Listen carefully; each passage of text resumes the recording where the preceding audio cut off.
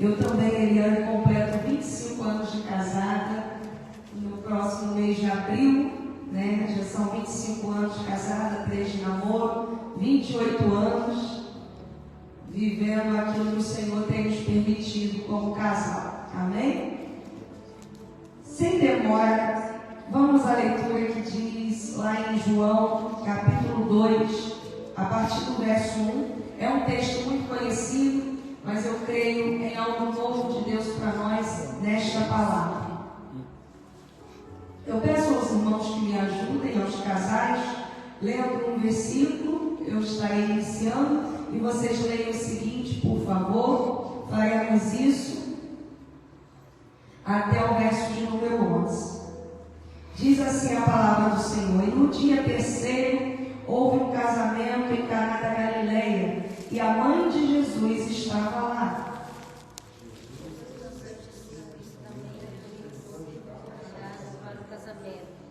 E tendo acabado o vinho, a mãe de Jesus lhe disse: Eles não têm vinho.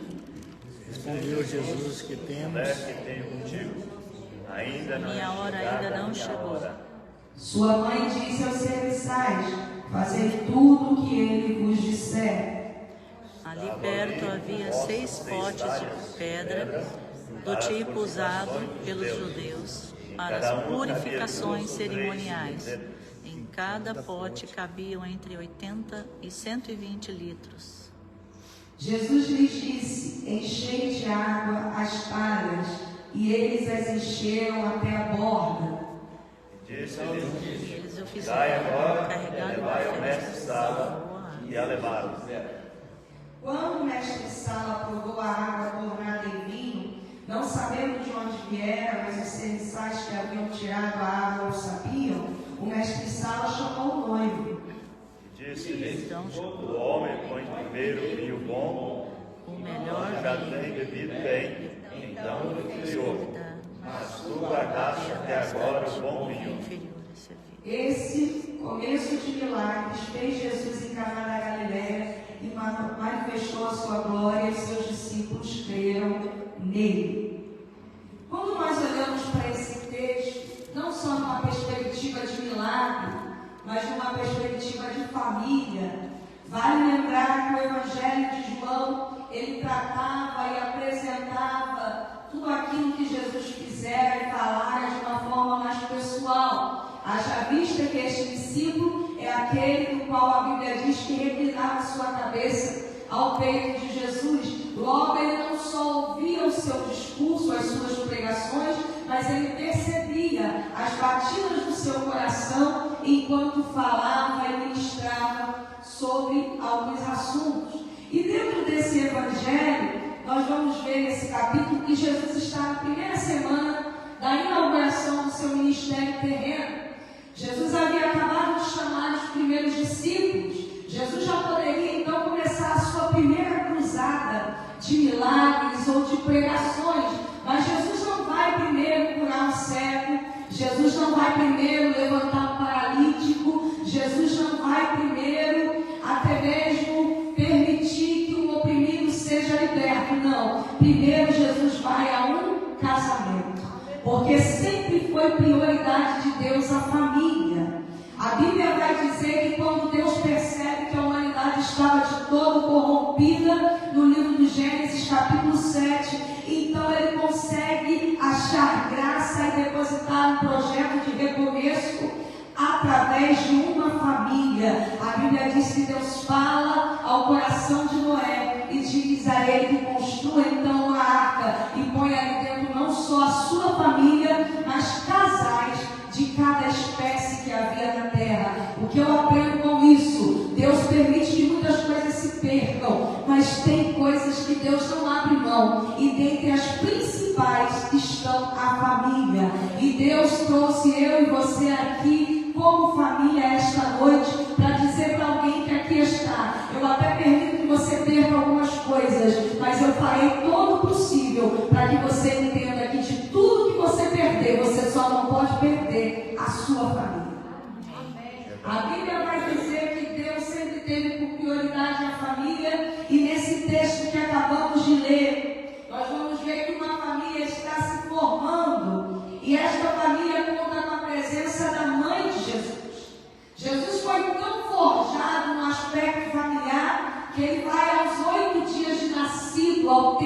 ser apresentado pelos seus pais, retorna aos 12 anos e prega aos doutores, mas só reaparece para o seu ministério público após os seus 30 anos. Logo, Jesus foi forjado no seio da família por 30 anos para ter um ministério terreno de 3 anos. O que eu aprendo com isso? Tudo que a igreja vai viver do lado de fora depende do que a família está vivendo do lado de dentro. E quando nós entendemos isso, nós entendemos que a relação conjugal é mais do que um encontro de corpos, é uma associação de espírito para que propósitos divinos sejam cumpridos. É verdade. E a Bíblia é tão linda que quando nós olhamos para esse texto, nós vamos ver que essa família está se formando e é o terceiro dia de um casamento judeu. E nós sabemos que esse casamento da época ali dos judeus, ele durava entre 3 a 7 dias. E a Bíblia diz que Jesus e sua mãe chegam nessa festa ao terceiro dia. Porque Jesus sabe que no início a gente é romântico demais. Jesus sabe que no início a gente é empolgado demais. Jesus sabe que no início a gente tem disposição demais.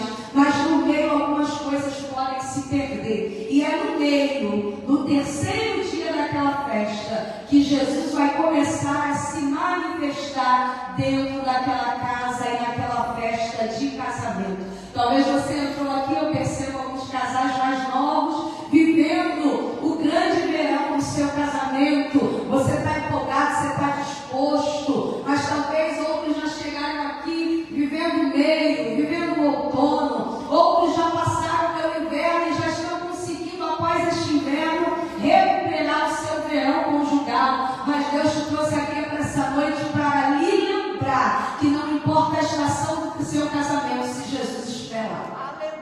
Se Jesus estiver no meio do seu casamento, todas as estações e fases do seu relacionamento podem ser melhoradas, superadas e aperfeiçoadas.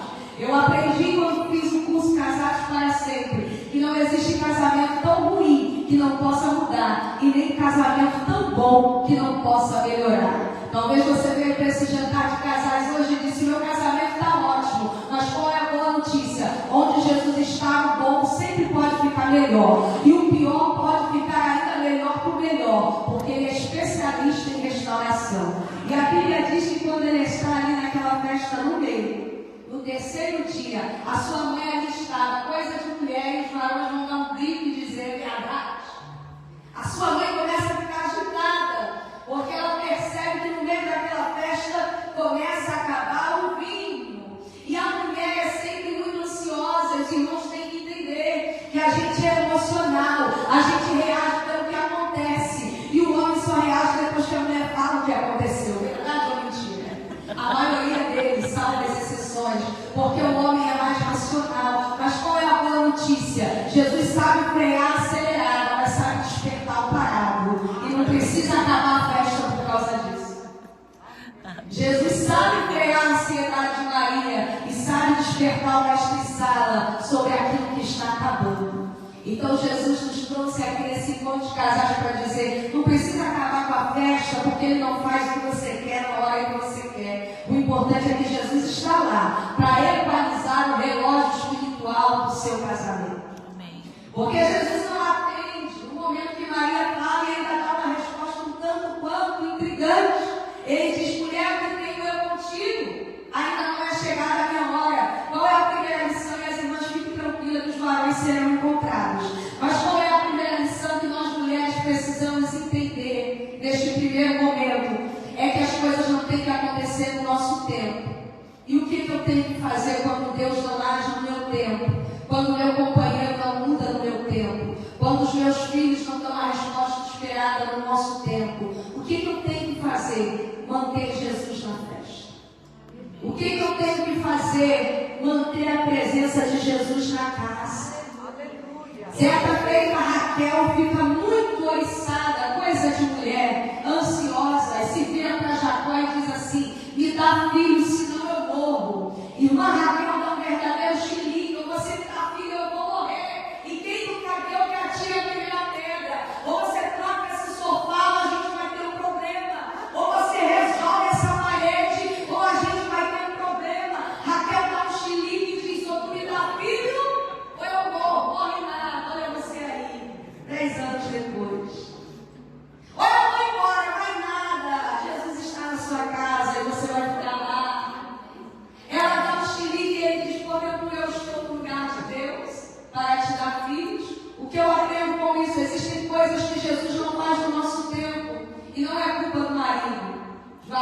hora e me agradecer no final.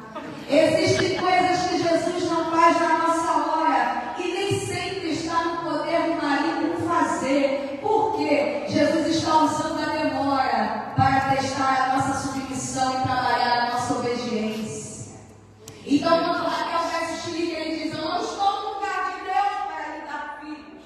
Traduzindo, Deus está dizendo: existem coisas que por mais que o seu marido quisesse produzir como milagre, como resposta para você, o céu não deixa por um tempo, para exercitar em você a capacidade da espera, para exercitar e florescer em você os frutos do Espírito, a moderação, a paciência, o domínio próprio. E agora Jesus, que é filho, que tem uma relação familiar com Maria, diz: mulher, que tenho eu contigo ainda não é chegada a minha hora. Mas no versículo seguinte, ela diz: olha, acabou o vinho, não é chegada a minha hora.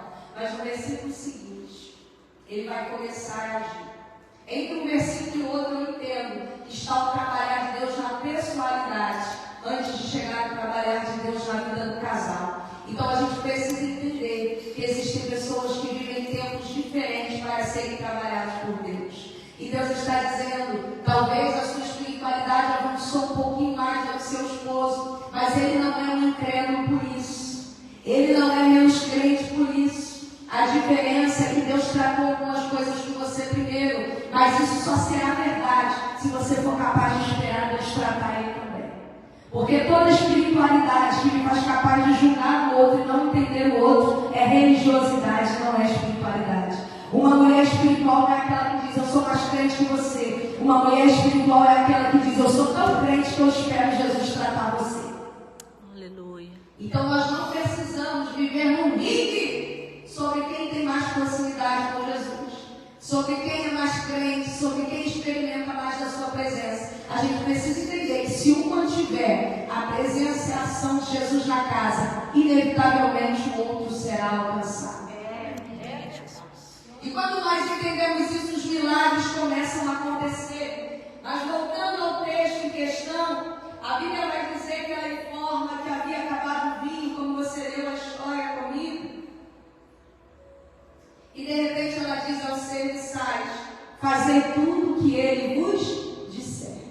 Qual é o papel desta mulher? Jesus ainda não disse nada.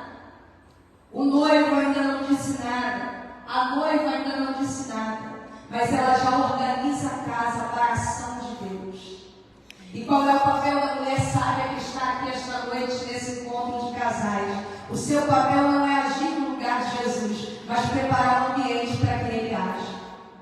E como é que eu preparo o ambiente? Através da obediência. Se tem uma coisa que ninguém resiste, a submissão, obediência e amor. E haviam esses três elementos na vida de Maria como mãe. Haviam esses três elementos na vida de Maria como mulher. Ele ainda não disse que vai fazer, mas eu sei que ele é capaz de fazer. Então o que eu posso fazer enquanto ele não faz o que precisa fazer na minha casa? Eu posso preparar um ambiente para que ele faça. Ela se aproxima dos serviçais e diz: quando ele der a ordem, faz tudo que ele vos disser.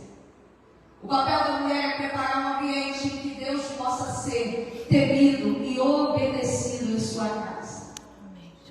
E o texto vai dizer que no momento que ela dá essa ordem, logo em seguida, o escritor relata que estavam ali postas 6 talhas de pedra. Tudo que Deus precisa fazer em uma família, entre um casal, necessitará de recipiente, de espaço. E essas talhas tratavam de recipientes de pedras usados para a purificação dos judeus, especialmente para eles lavarem os pés ao entrar em uma cerimônia como essa, uma festa, um jantar na casa de alguém. Roberto, o que você quer dizer com isso? Às vezes a gente se preocupa muito com o exterior e esquece de que Deus precisa ter um lugar de limpeza em nossa casa. O que precisa ser lavado? O que precisa ser esvaziado antes que Deus faça aquilo que tem para fazer? Antes de eu chegar em um ponto de casal de fato aqui, eu preciso caminhar por esta palavra e dizer que algumas coisas que não estão funcionando no corpo são coisas que não foram deixadas na talha.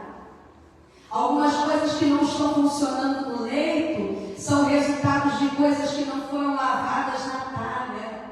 Então Deus está nos chamando a atenção para nos purificar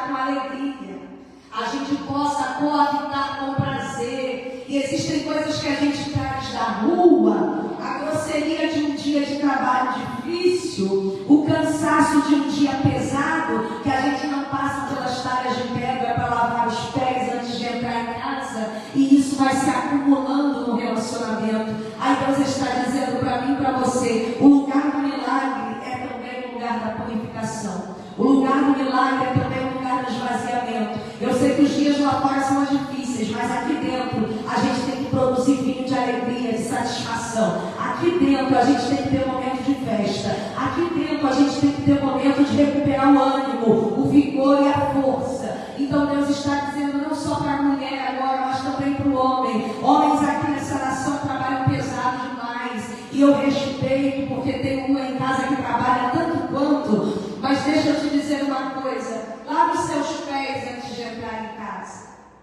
Não traga para casa a poeira da grosseria que você enfrentou com aquele patrão, com aquele cliente. Lave os seus pés ao chegar em casa. Para que o seu leito seja celebrado sem mácula. Para que você não suba a sua cama levando as pedras do caminho, mas que os seus pés estejam lavados para que possam ser tocados com carinho. Deus te trouxe aqui esta noite para me dizer algumas coisas que eu não deixo na porta, atrapalham o que eu preciso viver no quarto.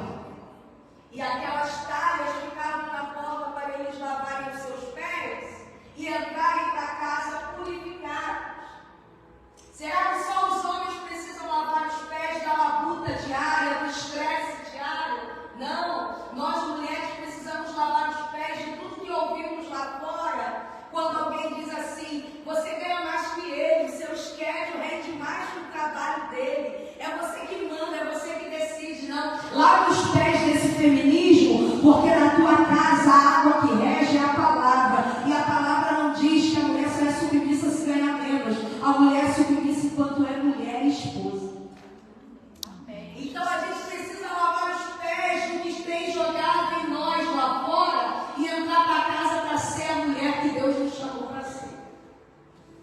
Mas essa mulher de hoje trabalha muito, tanto quanto o homem. Mas essa mulher de hoje ainda precisa continuar a ser mulher. Porque eu não poderia naquele dia dizer a Jesus, eu não pude ser esposa porque eu era patroa. Eu não pude ser esposa porque eu era empregada. Eu preciso ainda assim continuar a ser esposa. E tendo lavado os pés, eles entravam para a festa e aquelas talhas estavam ali à porta. E foram cheias até a borda de água. E a Bíblia diz que uma das simbologias da palavra é a água. Jesus, certa feita, nesse mesmo Evangelho, João 15:3, disse aos discípulos, vós já estáis limpos pela palavra que vos tenho falado. O que nos limpa, irmãos? Não é seguir uma blogueira. O que nos limpa não é fazer uma plástica para recuperar o relacionamento apenas. Cuide do seu corpo, não é pecado. Mas o que nos limpa para viver como família é a palavra. Quando a gente entende que as poeiras que estão vindo da mídia, as poeiras que estão vindo de fora, não podem determinar o meu comportamento, eu me deixo lavar pela palavra, para ser a virtuosa que eu preciso ser, mas também para ser o marido que ama como Cristo amou a igreja. Porque muito se fala da submissão dessa mulher, mas primeiro vem o amor desse marido. Porque uma mulher que é amada, como Cristo amou a igreja, não terá problema em ser submissa. É o resultado de uma ação. Esse amor investido é devolvido em submissão. Esse amor entregue é devolvido em submissão. E quando nós entendemos isso, aquelas talhas estão ali cheias de água.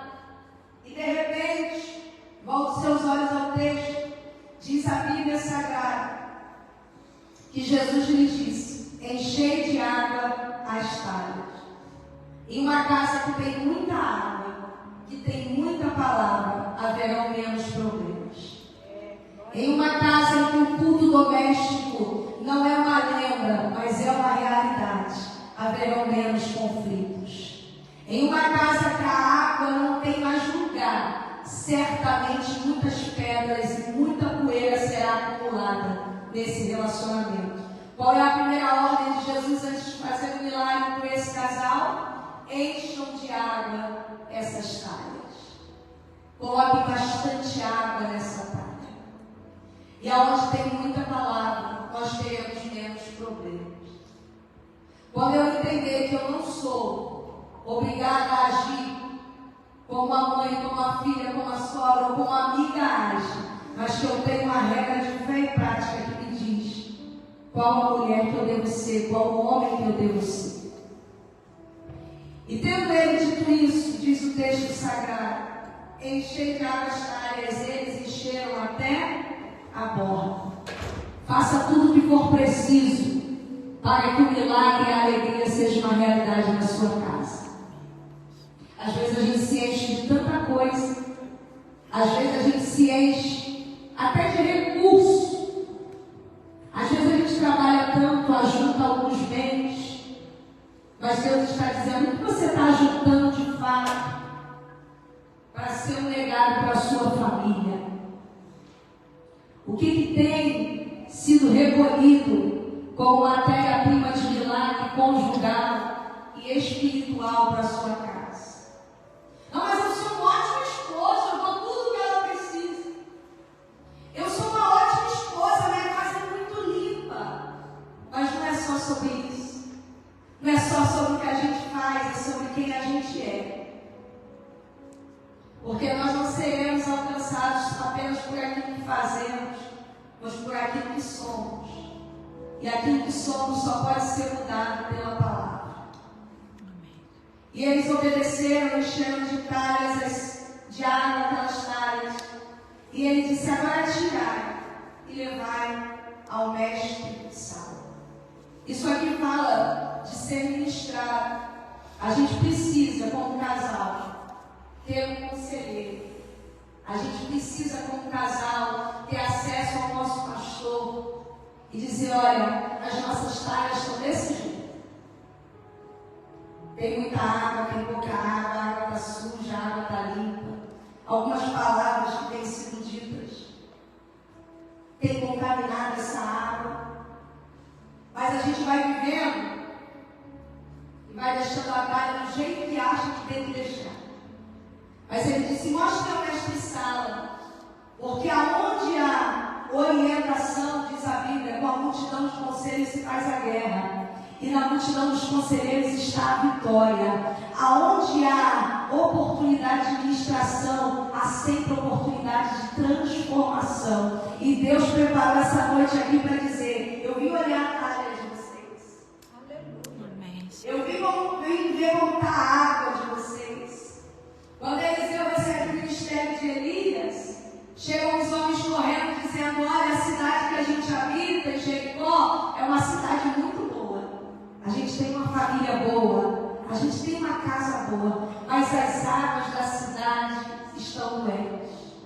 Aí Eliseu pega um prato de sal, traz a fonte daquela cidade e cura, e tira a contaminação dessas águas.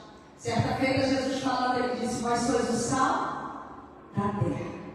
Sal na Bíblia fala de testemunho. Sabe o que cura a água de um casal? Sabe o que cura a água de uma casa? Não é o que eu falo aqui, não é o que eu faço aqui, mas é o testemunho que eu dou lá. É como eu me comporto lá. Esses dias eu aconselhava uma família junto com meu esposo no gabinete e eles disseram, mas nós fizemos tudo certo. Nós criamos o menino na igreja. E eu disse a eles, mas vocês eram igreja em casa? Não, nós sempre levamos ele na igreja. E hoje nós vamos ver pais e famílias sofrendo, dizendo, mas eu vivia na igreja. Mas a grande pergunta é, você é igreja como marido? Você é igreja como esposa? Você é igreja como mãe? Você é igreja como filha, como sogra, como nora? Então não tem a ver com o sal que eu sirvo aqui. Tem a ver com o sal e o testemunho que eu levo para lá. É isso que vão curar as águas da minha cidade. Amém. E diz o texto sagrado que ele disse, mostrem a água ao mestre Sala. Levem a água diante do mestre Sala, do responsável pela cerimônia, pelo serviço de buffet daquela festa. E quando eles levam o mestre Sala, ele prova a água. Um encontro de casais é a oportunidade que Jesus está nos dando da qualidade do nosso relacionamento ser provado. E oxalá que você possa olhar para o seu cônjuge nessa noite e dizer: nossa, ainda está boa, ainda está matando a sede. E tem dia que vira vinho e o negócio fica ainda melhor. Oxalá que você possa olhar para o seu companheiro e dizer: a gente ainda está produzindo uma água boa. A gente ainda está dando de beber uma água de qualidade. Os nossos filhos, ao olhar para nós, eles não têm sede de carinho, eles veem carinho em nós. Os nossos filhos, ao olhar para nós, eles não precisam buscar um ator e uma atriz para ter uma figura de um ídolo romântico, porque eles veem romance ainda em nós. Os nossos filhos, ao desejarem constituir uma família, eles não precisam eleger outro casal da igreja como exemplo. A nossa água ainda é boa em casa. E quando nós entendemos isso, fica mais fácil Jesus fazer um milagre. Quando a gente tira a religiosidade de cena e mostra para Jesus a nossa humanidade, ó, a água está desse jeito. A gente se ama, a gente se gosta, mas a gente tem brigado tanto. A gente se ama, a gente se gosta, mas a gente se feriu esses dias com palavras. E é aqui que essa água vai ser mudada. É nessa noite que essa água vai ser trocada por algo melhor. E a Bíblia vai dizer que ele diz: mostre para ele. E quando o mestre Sala provou, a água já não era mais aquela água de pé sujo, nem de poço, e nem tão menos de cisterna. Agora aquela água está sobre ela uma atuação espiritual. Jesus está fazendo ali o seu primeiro sinal. Jesus não escolheu fazer o seu primeiro sinal na sinagoga. Ele não escolheu fazer o seu primeiro sinal no alto do monte, nem dentro de um barco à praia. Jesus escolheu fazer o seu primeiro sinal para abençoar um casal que estava começando a sua vida. Amém, Jesus. E quando nós olhamos para esse texto, nós vamos ver que só acabou o vinho e foi preciso esse milagre, porque algumas coisas podem ter acontecido. E é sobre isso, de fato, que eu quero falar dos casais aqui. Ao acabar o vinho, algumas conjecturas que, ao lermos a Bíblia ou ao pesquisar um pouquinho com alguns estudiosos, a gente vai ver. E a primeira conjectura para que o vinho tivesse acabado: que bom que Jesus transformou a água, mas o ideal era ter vinho suficiente até o final da festa, sim ou não? Que bom que Jesus interfere naquilo que deu errado, mas o ideal é que estivesse dando certo. Quando nós olhamos o texto, nós podemos conjecturar que, primeira hipótese, houveram cálculos errados. Calcularam-se pouco vinho, talvez para muita gente. E cálculos errados falam de má administração. Então, um dos problemas que tem gerado muitos atritos entre casais é justamente a questão da administração daquilo que temos e daquilo que fazemos. Em um certo tempo houve uma estatística, não posso falar aqui da América porque eu sou recente aqui, mas no Brasil, há uns 15 anos atrás, a estatística provava que o maior índice de divórcio era por causa de traição ou problemas de ordem sexual. Mas nos últimos 10 anos no Brasil, o maior índice de motivo de divórcio, além da incompatibilidade de gêneros, é justamente questões relativas à vida financeira. E quando nós falamos da má administração do recurso, do vinho, da gestão ali da festa, nós entendemos que aquilo que não é combinado pode acabar sendo um motivo para algo ser terminado. Então eu vou dar uns conselhos às varoas. Se não puder pagar, não use. Se usar, conta. Porque é melhor combinar do que ver a festa acabar por causa de uma conta que não bateu. Então a má administração tem sido motivo de muitas brigas entre os casais. E mais, houve um tempo que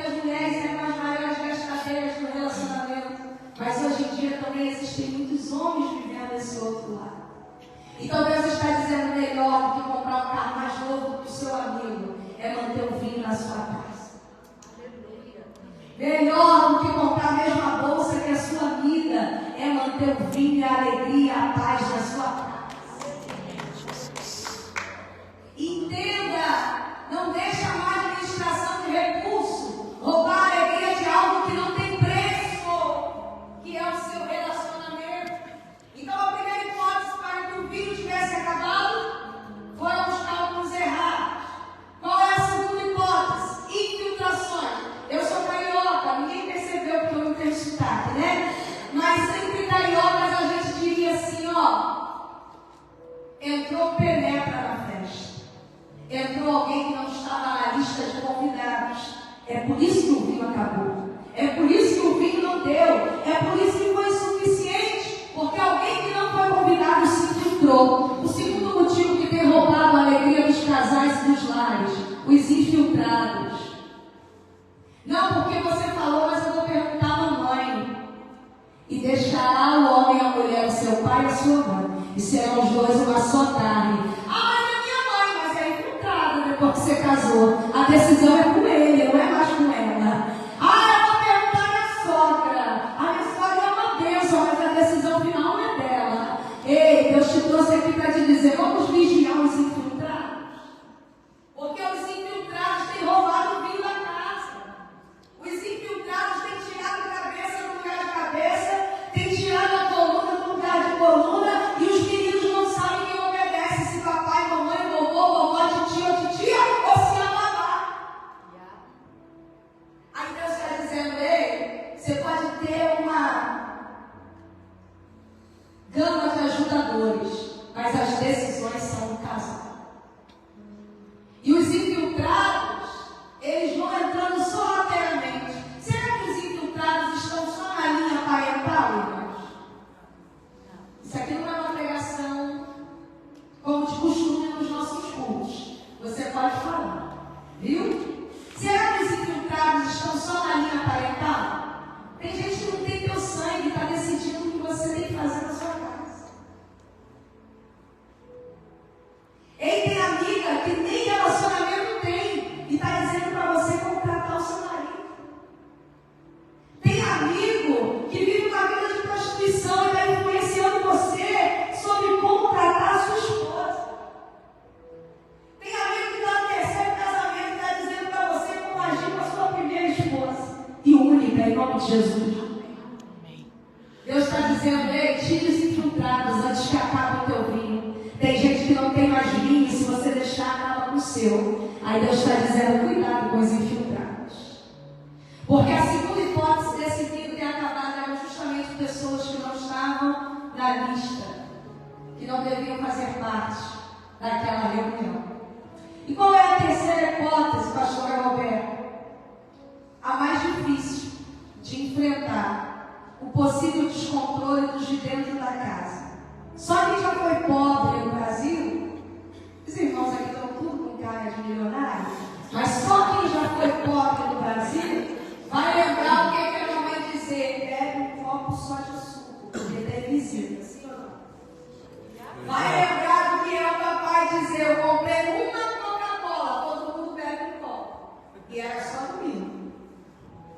Mas agora, alguém naquela festa, como terceira hipótese do motivo do vinho ter acabado, alguém se descontrolou e bebeu demais e faltou para os convidados.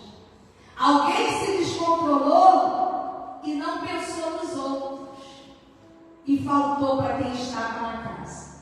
O que eu aprendo com isso?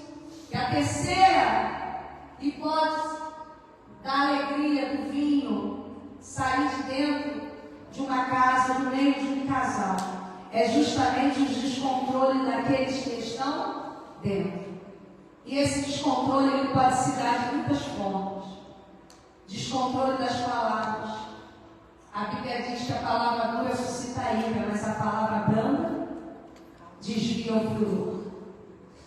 Talvez não é o descontrole apenas das palavras, mas às vezes os descontroles de alguns vícios.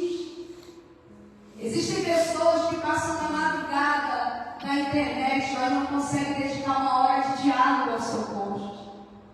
Existem pessoas que estão substituindo as suas esposas por esse aparelho aqui.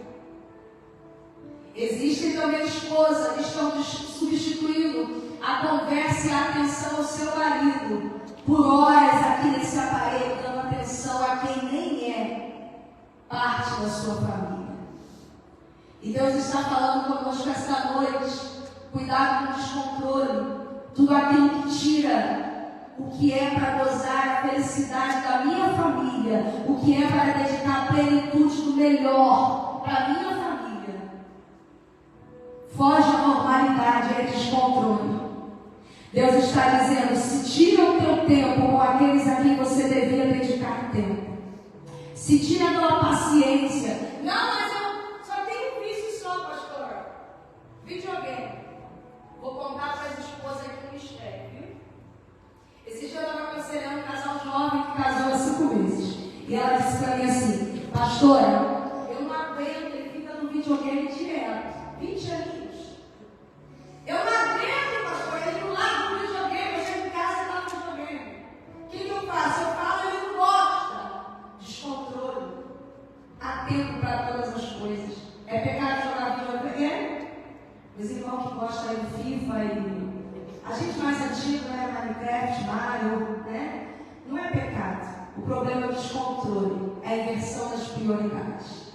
E ela disse: eu não aguento mais ver ele no videogame. Eu falei para ela assim: olha, você já tentou conversar? Conversei, mas ele não aceita e fica bravo. Eu falei: vamos fazer um negócio, vamos orar. Gente, a gente orou uma semana. E passou uma semana, ele disse que foi no culto, Deus falou com ele vendeu um videogame. Deus trouxe alguém aqui para dizer: o que o grito não resolve, a oração resolve. Não precisa brigar, não precisa colocar para dormir no sofá, não precisa sair de casa, não precisa passar uma semana na casa da mãe, não precisa sair da tua cama. Oh, deixa eu dizer uma coisa: quem sai da cama já dizia: vovó, dá lugar pro diabo deitar do lado, hein? Eu não queria espiritualizar, mas você é obrigada. Ei, mas está dentro da palavra, fique tranquilo. A Bíblia diz que envenenado seja o leito sem mácula. Toda vez que eu saio do meu leito por uma mácula, por uma mágoa, por um problema, eu deixo aquela mácula se estabelecer no lugar que eu deveria estar para resolver. Então Deus está dizendo: não se descontrole por uma palavra que foi dita, por uma palavra que foi ouvida. É melhor pedir perdão, é melhor consertar, é melhor abraçar, é melhor suportar, do que dar lugar para que essa mácula se torne maior. E a Bíblia é tão linda, irmãos, que o descontrole pelas palavras é algo que Jesus fala assim: olha, pelas tuas palavras tu poderás ser justificado ou condenado. Você está condenando você mesmo. Como você disse, seu banana vai ficar casada para sempre com sacolão. Quando você diz: você é um abacaxi na minha vida, vai ficar para sempre casado com uma espinhosa. Porque para quem é espiritual, sabe que palavras são sementes. E o seu relacionamento só vai florescer o que você fala sobre ele. Então controle as suas palavras. Porque a boca fala do que o coração está cheio. Se as palavras não estão boas, a talha do coração está precisando ser lavada. Ah, mas você é lerda. Cuidado com o que você fala. Tem um Ricardão lá fora doido por uma respondência. Cuidado com o que você fala. Você é devagar. Tem uma mulher estranha na esquina, como disse Salomão, doida para encontrar esse homem andando devagar. Mas qual é a boa notícia? Dentro da tua casa tem Jesus dizendo: traz a talha para mim, porque eu dou jeito. Tem Jesus dizendo: devolve para mim, que eu tenho jeito de mudar. E quando nós olhamos para o texto, nessa perspectiva da última hipótese, do vinho ter acabado, do descontrole, o descontrole pode se dar por palavras, por costume, por vícios. Que eu usei aqui um exemplo suave acerca do videogame. Mas existem vícios morais, vícios sexuais, tantas e tantas outras linhas de descontrole que só Jesus pode tocar, que só Jesus pode atuar. Pastor, você não sabe, ele tem uma mania que me dói. Pastora, você não sabe, ela tem uma mania que me fere como homem. Mas Deus te trouxe aqui essa noite para te dizer, se você apresentar essas talhas para mim hoje, eu posso transformá-las a partir da obediência de vocês à minha palavra. E quando nós olhamos aqui para o texto, esse vinho pode ter acabado por isso tudo. Esse casal pode ter cometido algum desses erros ou todos esses erros. Cálculos errados, má administração. Eles podem ter errado, deixando pessoas infiltradas entrar, o que remete à falta de vigilância. E eles podem sim ter se descontrolado dentro e feito coisas demais ou de menos. Mas eles fizeram uma coisa certa, que deu um novo fim a essa história. Eles convidaram Jesus. Eles podem ter errado, estarem errando em tudo isso, mas o fato de Jesus ser presente naquela casa mostra que tudo isso tem jeito. E eles convidaram a Jesus, mas para que Jesus fizesse o milagre que ora falamos aqui, foi necessário uma linha de ação por parte da gestão daquela casa. Qual foi a linha de ação? A primeira linha de ação feita, eu já falei aqui, obediência. Fazer tudo o que ele vos disser. Então levaram ao mestre Sala e ele disse, sirvam ao mestre Sala. Qual é a segunda linha de ação? Serviço. Relacionamento dá trabalho. Relacionamento é servir. Relacionamento não é ser feliz, é servir e trabalhar para o outro ser feliz. Porque uma pessoa feliz inevitavelmente também te fará feliz. Então a gente não pode ter mais essa ilusão de meninas que viam a malhação, ou meninas que viam sessão da tarde, um lugar chamado Notting Hill. Não, a gente conhece a realidade da vida e da palavra e a gente entende que é necessário servir para ser servido, que é necessário se esforçar para que as coisas melhorem. E mas as talhas de pedra pesavam muito e elas estavam cheias. Eu gostei muito da versão da pastora Camila que ela leu, que fala exatamente em litros. Cerca de 120 litros em cada uma daquelas talhas. Então, a gestão daquela casa vai precisar se esforçar para levar água para servir ao mestre Sala. Ei, a melhora de um relacionamento exige esforço. Os covardes desistem.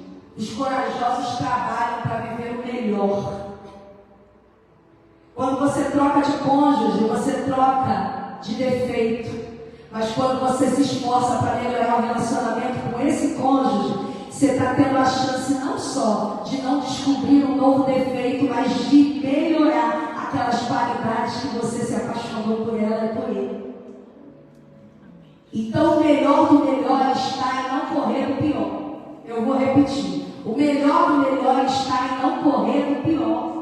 O pior dele você já conhece. O pior dela você já conhece. Qual é a boa notícia? Se você se esforçar, você vai tirar dele o melhor do melhor. E você vai tirar dela o melhor do melhor. Amém. E quando nós olhamos para o texto, eles se esforçam para servir. A terceira linha de ação, serviço. A palavra é de fato em grego ali, serviço. E não é um serviço espiritual apenas. Porque tem coisa que não é só oração. Eu disse que a oração muda muita coisa. Mas existem coisas que só as atitudes vão transformar. É serviço, é esforço. É suar a camisa, é chegar depois de limpar 7 casas. Tomar um banho, passar um perfume e ficar linda. Tá bem, ótimo.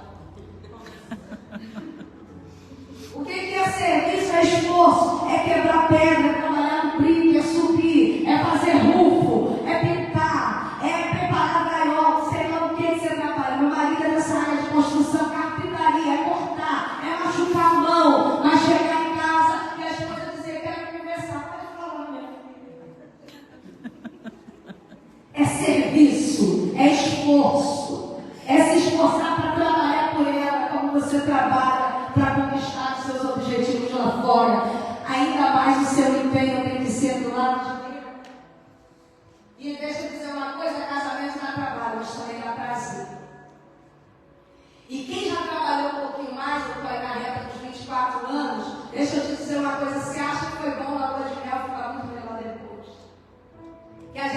conhece bem. Aí vocês que estão começando a vida de casado, deixa eu te dizer uma coisa. Você aprende até vencer o cansaço dela e ele o seu. Mas primeiro vocês vão ter que trabalhar com isso. E ela diz assim: sirvam, terceira linha de ação, para que eles recuperassem a alegria, se esforçar, trabalhar por aquele casamento. E qual é a última linha de ação, pastor? Chamem agora o noivo, reposicionar a autoridade da casa e não inverter os papéis. Esse milagre começa pelo movimento de uma mãe, mas só se estabelece com a palavra de um noivo. O que eu quero dizer com isso? Em uma casa que cabeça é pescoço e pescoço é cabeça, sempre vai ter anomalia.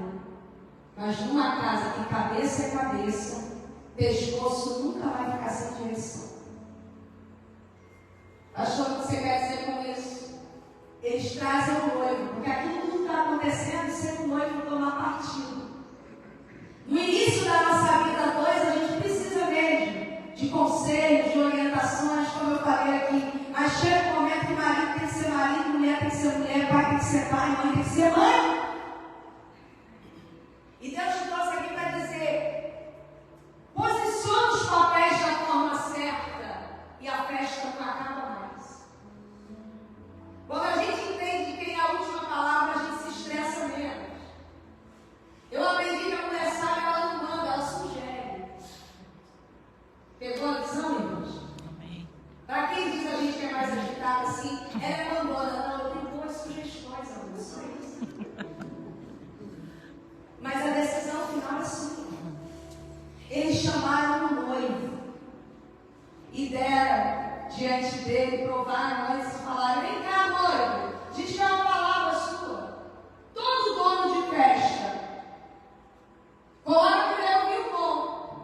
Depois que todo mundo já bebeu o bom, ele coloca o pior. E você fez o contrário. Tu guardaste até agora o bom vinho. Por quê? O melhor só vem quando os papéis da casa estão organizados. O melhor só vem quando alguns erros bobos como esse, de infiltração, de má administração e de descontrole, são revisados e corrigidos. Aí o melhor é liberado. Deus quer liberar o melhor vinho para você. Amém, Senhor. O padrão de qualidade daquele casamento mudou no momento que o noivo se posicionou como dono da casa e como dono da festa. Mas o noivo não precisa ser um ditador. Ele precisa ser alguém amoroso como Cristo, para quem uma noiva não tem dificuldade de prestar obediência, porque ela sabe que o que ele está fazendo é para o melhor. Esse noivo não é egoísta, é generoso. Esse noivo não é ditador, mas ele impõe e conquista esse lugar pelo respeito. E então eles vivem o melhor vinho. E eu já vou terminar dando apenas 3 exemplos. Dizendo aqui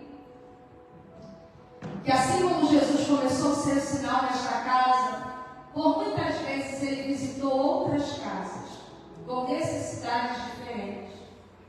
Em Lucas 4, versos de número 37, ele sai de um culto de sábado, abençoado como o seu culto de domingo aqui, na sinagoga, e ele entra na casa de Pedro. E chegando lá, está a sua sogra, enferma, febril. E a primeira coisa que Jesus faz é tocar.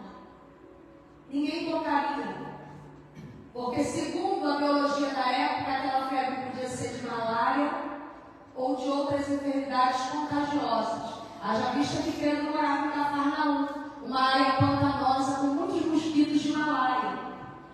Mas quando Jesus toca, Jesus está dando um recado para mim e para você. Na casa que Jesus entra, o toque é prioridade. Na casa que Jesus está, a primeira coisa que ele restabelece ao entrar, antes de fazer o milagre, é o toque. Aquela mulher, por muito tempo, por estar enferma, não era tocada. Quantas vezes Jesus curou dando só uma palavra? Lembra do servo centurião? Basta uma palavra. E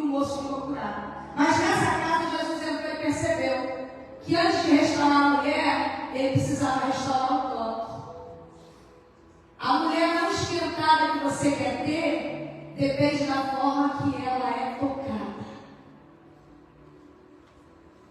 A mulher mais curada, mais saudável, mais alegre, mais disposta que você quer ter, depende da forma que ela é abordada, da forma que ela é tocada.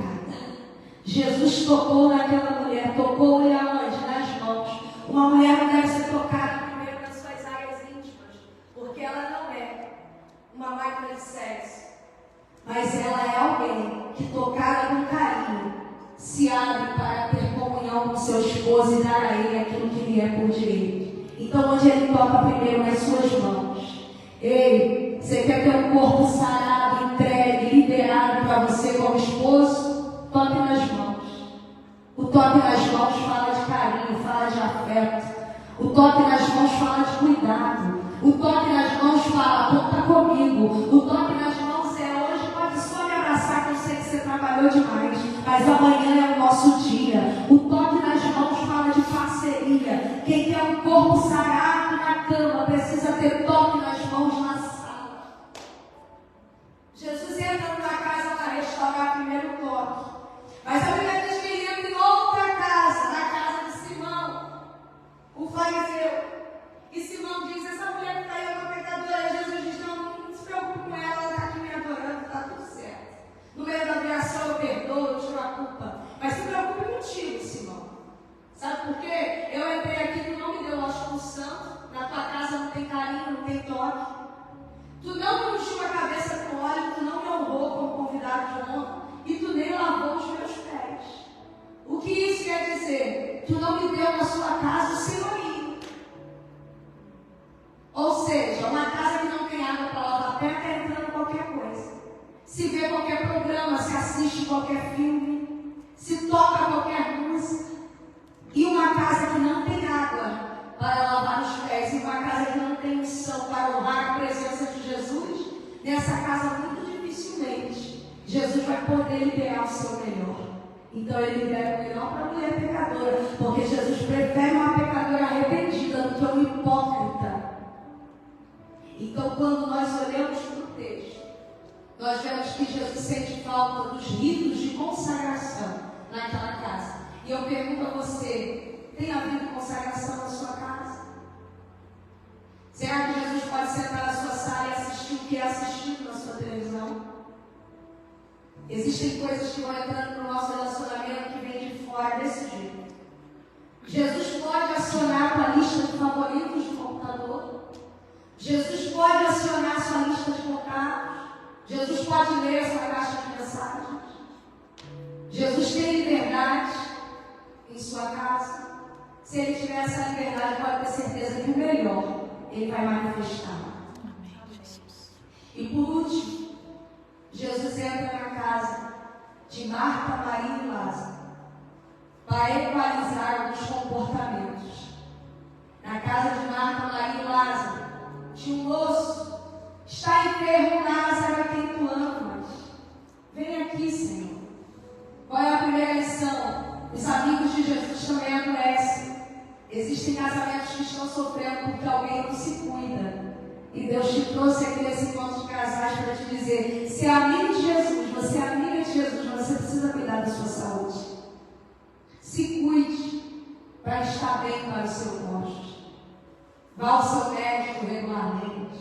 Faça o que tem que ser feito para que você tenha um relacionamento saudável em todos os aspectos. Infelizmente, o amigo de Jesus não tomou muito cuidado e adoeceu. E aí chamam Jesus. Jesus chega na casa. Aí tem uma mulher muito ansiosa, mais que Maria. Marta. Quem é a Marta?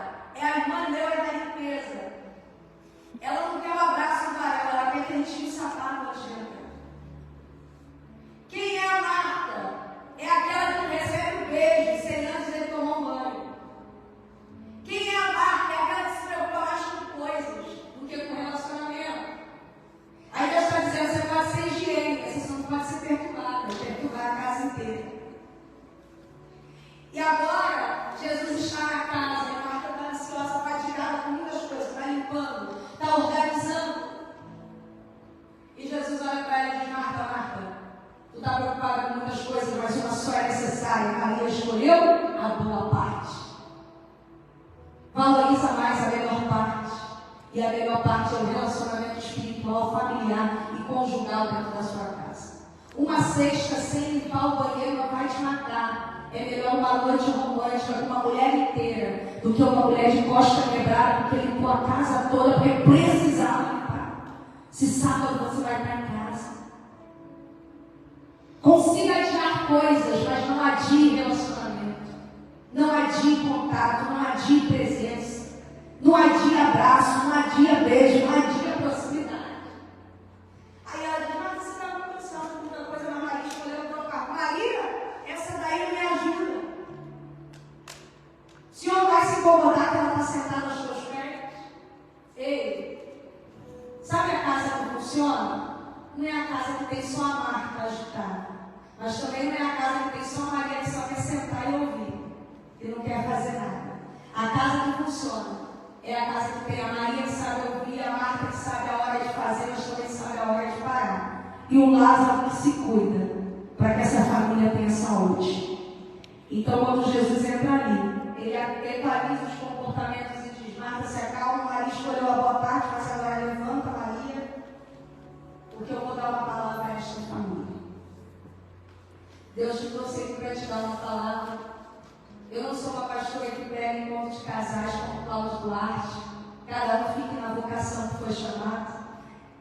Eu não tenho a veia humorística, a minha veia é um pouquinho mais bíblica.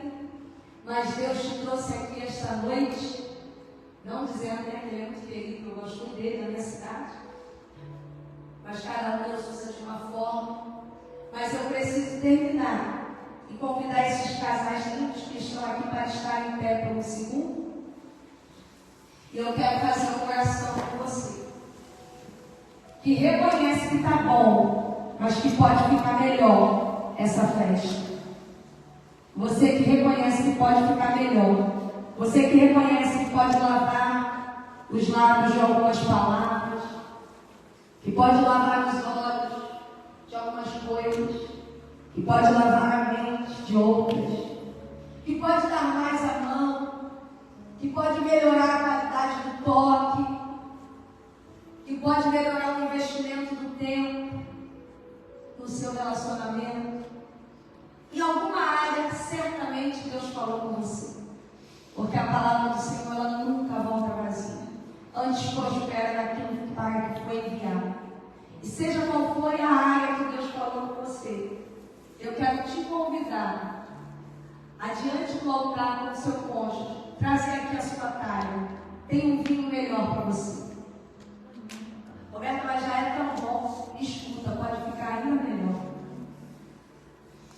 Deus te trouxe aqui para melhorar, para potencializar o seu relacionamento. E como que eu faço isso? Obedecendo o que a Bíblia diz. Tua regra de relacionamento não é a tendência do momento. Tua regra de relacionamento é a palavra de Deus. Tua regra de relacionamento não são os conselhos feministas e os padrões feministas que estão sendo espalhados aí de todos os jeitos e formas através da mídia. O seu padrão de comportamento ainda é a Bíblia. O seu padrão de relacionamento ainda é a palavra de Deus. E você que reconhece que tem sido crente aqui, mas que precisa levar sal para casa, para sarar as águas. Essa é a noite, esse é o dia. E esse momento não é de ninguém. Não se preocupe que alguém vai olhar, não. Esse momento é de vocês dois. Lembra na festa do casamento? Tinham inúmeros convidados, mas você olhou para ela entrando e ela olhou para você no altar. Parecia que não tinha mais ninguém. Então, nesse momento, olhe para vocês, como casal. Se você quiser virar de frente aí com o seu cônjuge, fique à vontade. Se tem alguma palavra que tem que ser retirada, essa é a hora. Eu quero retirar aquela palavra. Eu não fui feliz quando eu me dirigi a você daquela forma, mas eu sou feliz com você e quero ser ainda mais feliz com você. Retire essa palavra aí. E ninguém vai saber se você está fazendo uma jura de amor ou pedido de perdão. Fala no ouvido dela, fala no ouvido dele. Eu quero servir um vinho melhor.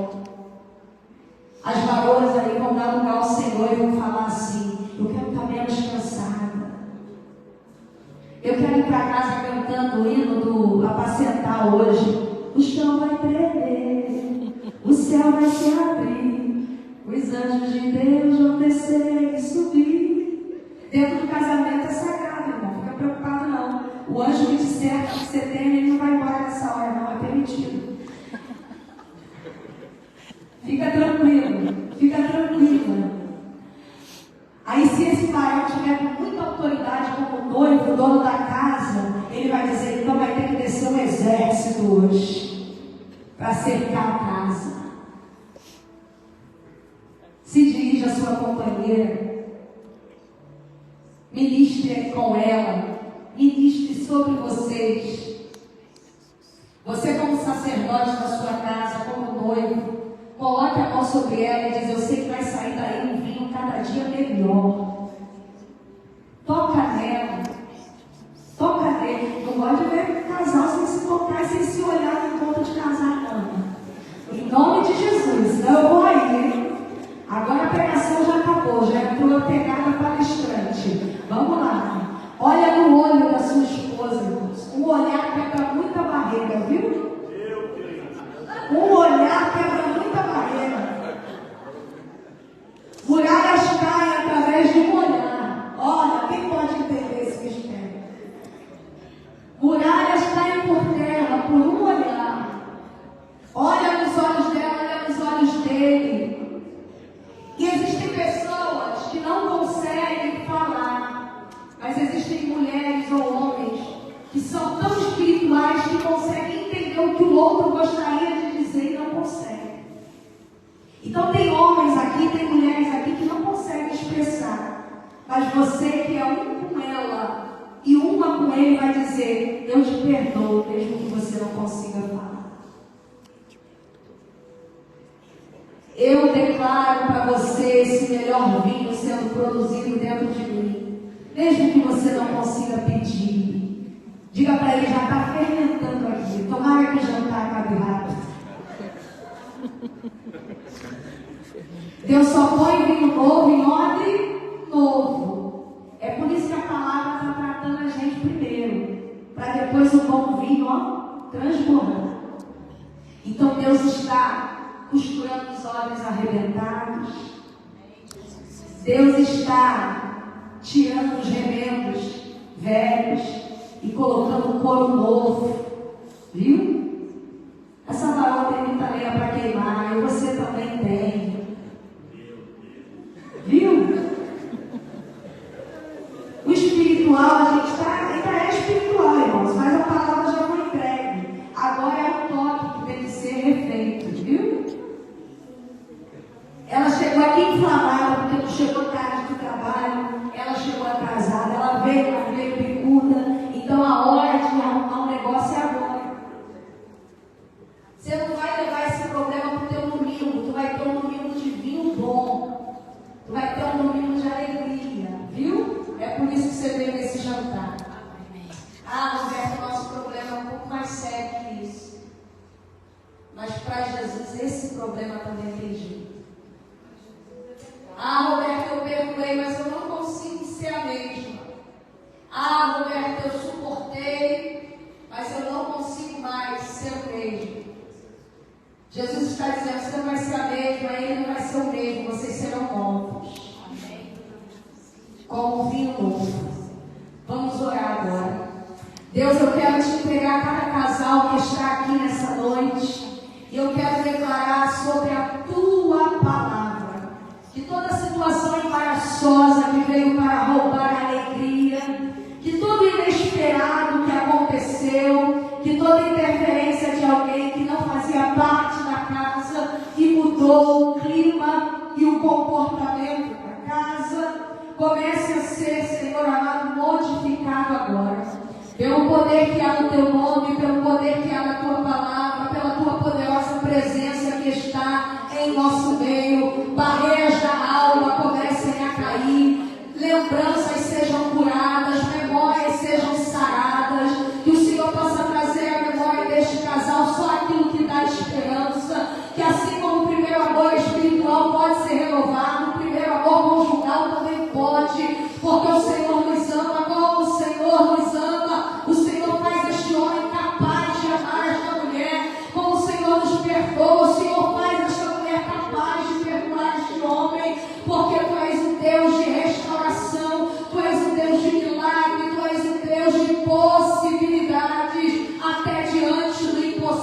impossível. Para ti não há coisa difícil, não há palavra dura que não possa ser dissolvida do coração neste momento, não há lembrança ruim que não possa ser apagada, não há comportamento que não possa ser mudado, não há temperamento que não possa ser transformado pela obediência de um homem ou pela obediência de uma mulher. Todo cenário de uma casa pode ser mudado, a mulher pode santificar o marido pode santificar a mulher, e nós oramos, Senhor, em espírito, mas também oramos com entendimento, e declaramos que toda barreira entre os casais caia por terra, declaramos, Senhor, que toda ferramenta preparada contra os lares seja desligada e desarticulada agora.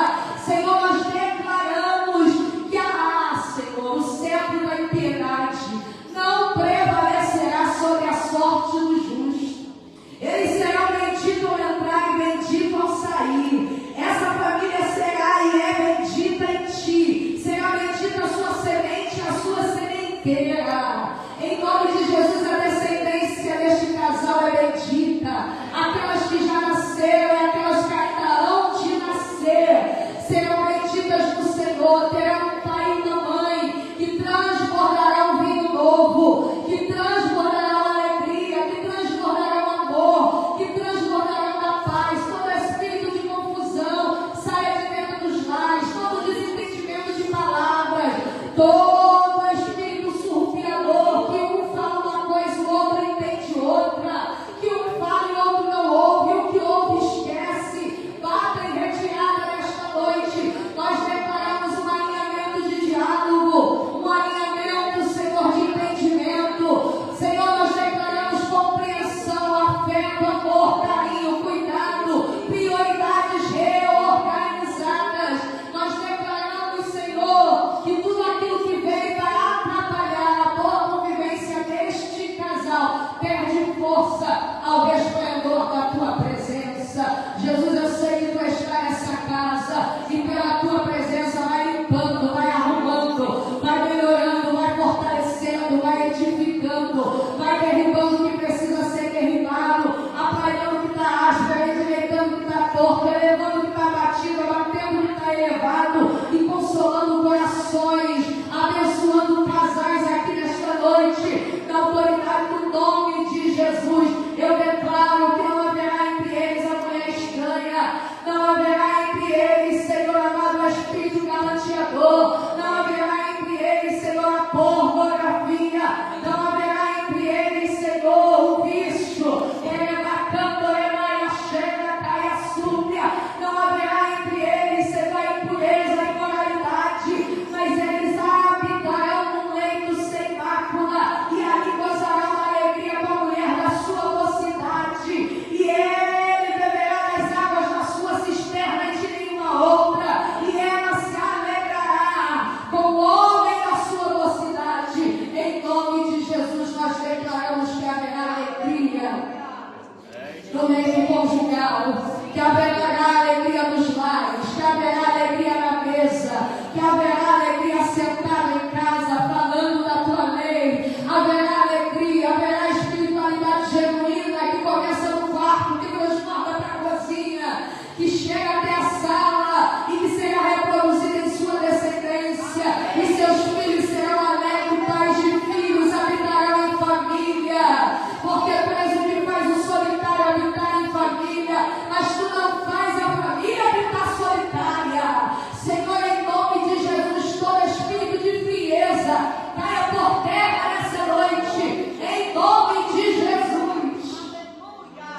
Senhor, ele não vai viver de aparência com ela, nem ela com ele. Se há alguma morfologia contrária, se há alguma enfermidade, cura o corpo, cura a alma, cura as potencialidades conjugais, em nome de Jesus. Tira todo o trauma, tira toda a marca, arruma essa cama, coloca um lençol novo espiritual lá, Senhor, e que eles possam se alegrar e dizer, sair daquele encontro de casais com vinho novo da parte de Jesus, em nome do Pai, do Filho e do Espírito Santo. Amém. Só despeça os irmãos e eu ver você dar um beijo na sua